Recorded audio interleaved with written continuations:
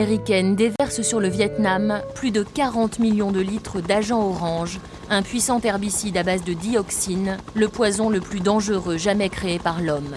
Objectif, déboiser les zones ennemies du sud du pays et priver les Viet Cong de leur cache naturelle. 20% du territoire est contaminé, un tiers des arbres a disparu.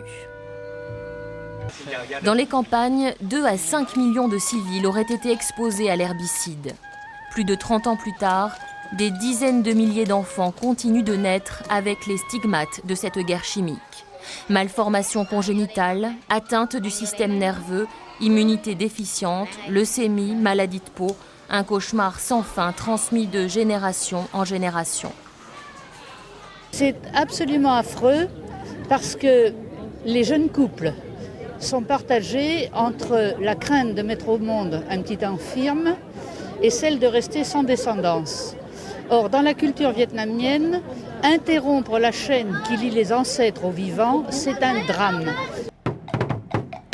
La protestation des Vietnamiens de France aujourd'hui à Paris.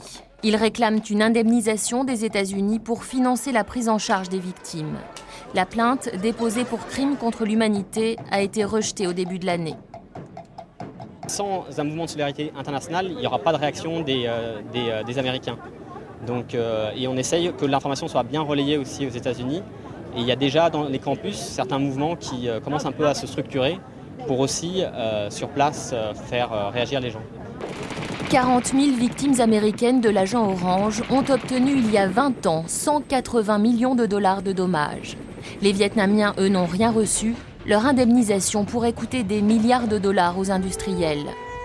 Les zones rurales du Sud-Vietnam resteront contaminées encore pendant plusieurs décennies.